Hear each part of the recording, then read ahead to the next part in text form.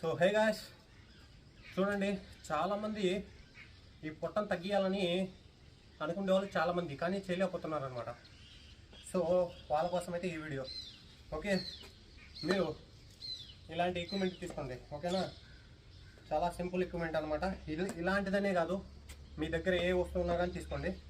Okay, position okay 1 into 100 అయితే కొట్టండి అనమాట. ఓకే, నేనైతే మీకు 28 చూపిస్తాను, మీరు 100 అయితే చేయండి.